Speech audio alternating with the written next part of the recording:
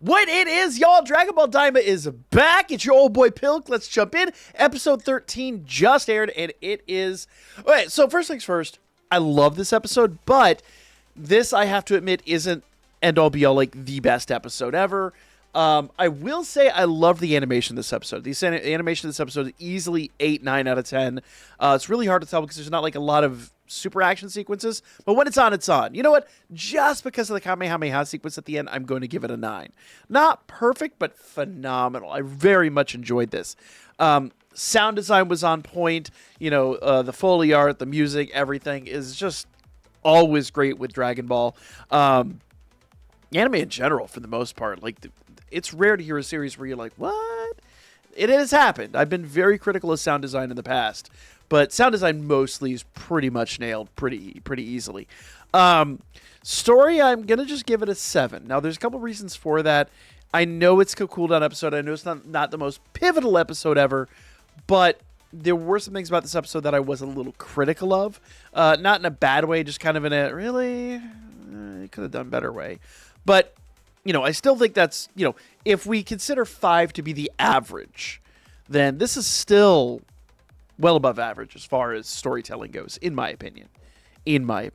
Fight me in the comments. That's what they're there for. You know what? Everyone's entitled to their opinion at the end of the day. So, as we kick off this episode here, basically Goma is just absolutely screaming at Degasu. He's like, shut down the warp fish. Shut this thing down. Turn it off. You know, the Marines are basically all in the Demon World 1. We're good to go, right? Like, we just want to stop them from getting here. So they shut it down. And initially I thought this was going to be, like, the main focus of the episode, but our party still hasn't figured it out yet. Well, to a lesser extent, I shall say. So in essence, what's happening here is the whole crew, like, basically their ship starts failing once again. I mean, granted, they are mostly just using hand-me-down ships and sometimes less than legally acquired ships. But, you know, they're not using, like, the top. Bulma didn't bring her fleet from home. It wouldn't even work here.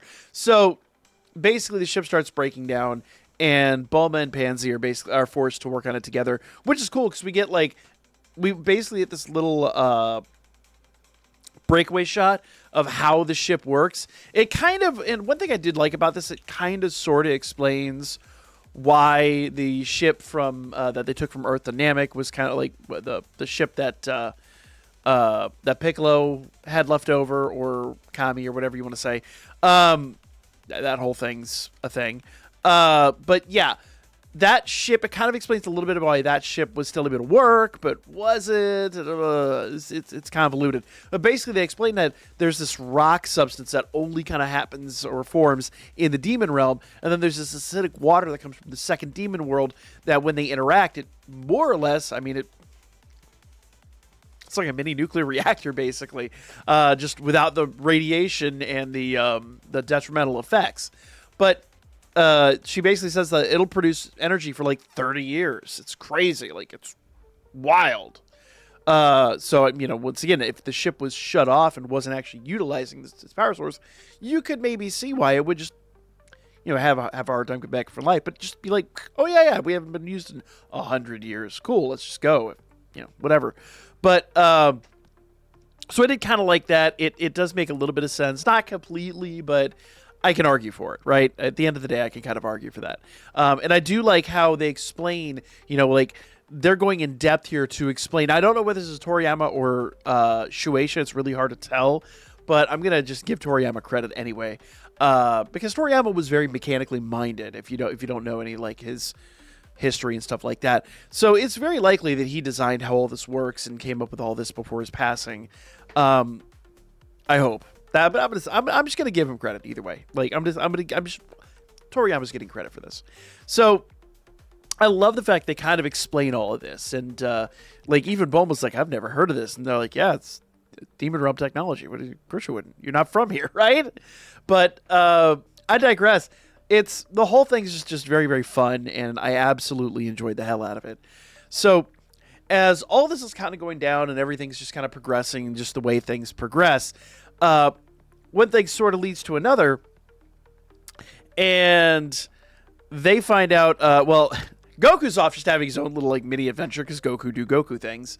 Especially as a kid. Like, Kid Goku is peak Kid Goku right now. Like, he is exactly as scatterbrained, ADD-ridden, you know, the child born of and nurtured by the Tism is just off doing Goku stuff. Like, it's just great. It's absolutely fantastic. I'm loving it. And Neva's the one who's just like, the Namek dude, who's just like, this is bad. This is like the second most dangerous demon world out here. And you find out that basically it's just inhabited by these giant beings.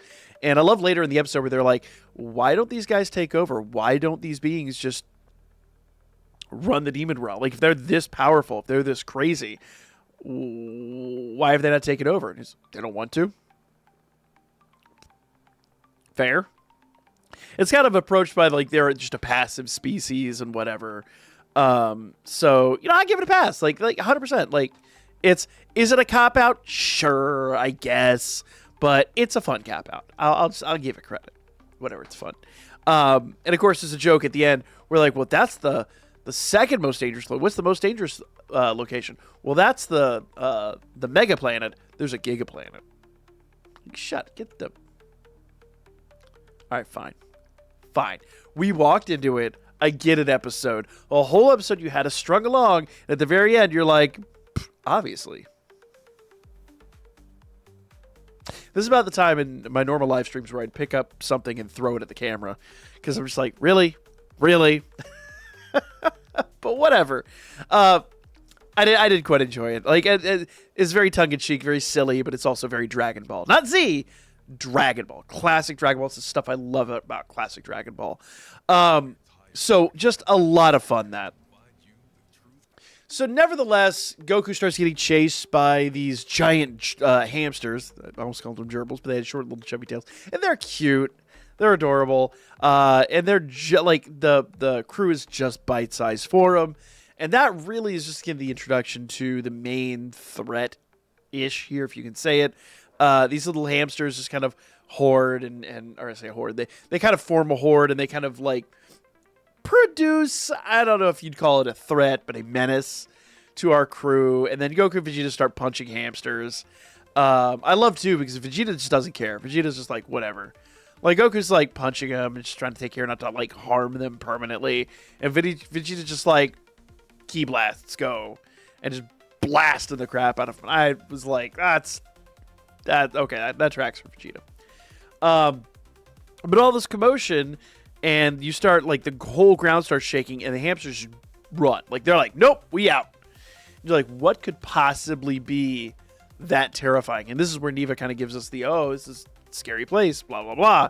It's the land of Mega. And it's literally just a giant dude. Just this giant, goofy-looking dude. He kind of looks like Hybeast a little bit, but... you know, like with a tunic. It's just weird. And dude's just casually munching on a kraken tentacle. Almost said tail. Whatever. He's just like nibbling a kraken tentacle. Like it's nothing. Like it's like a piece of jerky to him. It's great. It's not doing that motion again. Don't ask in the comments. I will not do that motion again. But he's just having a grand time with it. And just chilling, and he's got this little dog thing with him, and the dog thing starts chasing Goku and Vegeta around, and I love it, because Goku's just, like, playing with it, basically, and Vegeta's like, done. Uppercuts it. Like, uppercuts the dog. And I want to emphasize, like, Vegeta's, like, this big at this point, and so it's like a gnat just came over and just like, your dog, and your dog went flying. Like, most normal people would be like, all right, cool, I'm out. Ant-Man showed up. We done. I've ticked off the Avengers. Good day. I am just going this direction. In fact, he came from that way. I'm going 90 degrees. I just don't want... And 0 parts of this need to be in my daily routine. You know what I mean? Like, who wants to walk outside and piss off Scott Lang? Nope. Just done. So, Paul Rudd's going to come uppercut me later.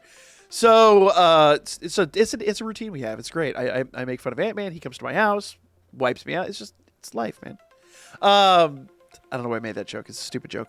Nevertheless, So let's go ahead and get back in there.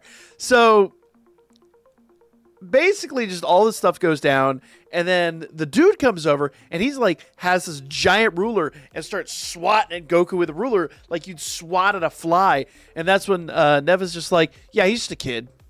You don't want to see the adults. He's just a kid. And you're like, it's just like kid with a ruler. It's like trying to swat a fly. And the whole thing never really resolves itself. It's just they leave, the kid leaves. He does kind of like, blow on the ship, kind of like you'd blow on a beetle. It's all very, I love how like realistic, but it's like real life. Like if you were 10 years old and this ship that was the size of like a beetle started flying in front of you, do the same thing. I mean, it makes sense, right?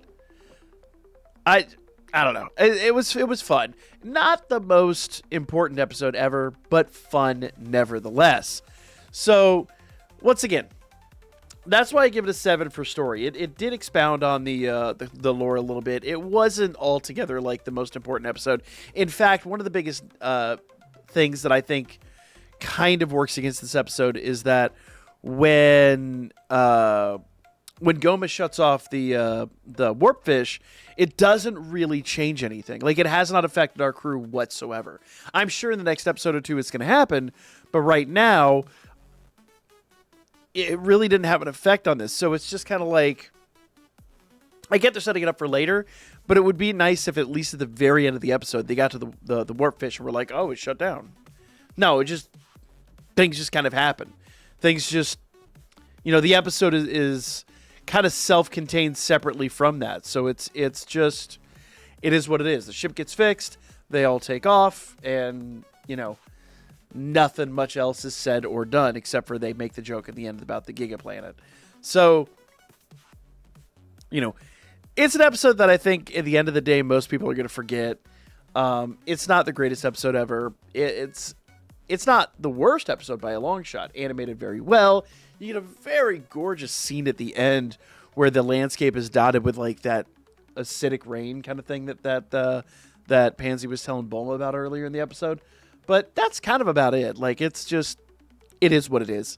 It's not copy Vegeta arc, but to me, it's kind of like copy Vegeta arc level forgettable, if you kind of know what I mean. Like, nobody ever talks about it except for how bad it was. And this wasn't bad at all, so I think it's just an episode that we'll go back and go, oh yeah, they did do that, didn't they? Yeah, Piccolo did learn how to drive, didn't he? Yeah, it is what it is, right? So we'll be back next week with episode 14. That's going to be tons of fun. So make sure you guys like, comment, and share. And I'll see you again real soon. And next time, I promise I'll have better jokes.